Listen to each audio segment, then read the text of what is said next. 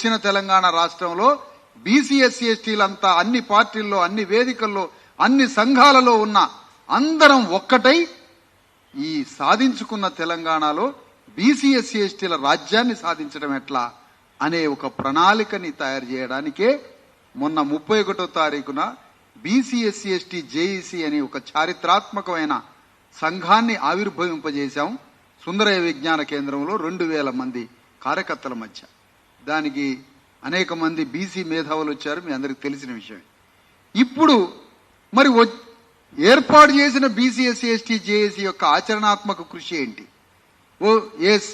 ఇది ఆయన చిన్న చిన్న 10 మందితో రౌండ్ టేబుల్ సమావేశాల అట్లా పెట్టలే. మేము రాష్ట్రంలో నలుమూలల్లో ఉన్నటువంటి విద్యావంతులైనటువంటి వేలాది మంది బీసీ ఎస్సీ ఎస్టీలు, ప్రొఫెసర్లు, మేధావులు, రిటైర్డ్ ఐఏఎస్లు, జడ్జిలు, టీచర్లు, లెక్చరర్లు, విద్యార్థులతో జరిగిన ఆ సమావేశం.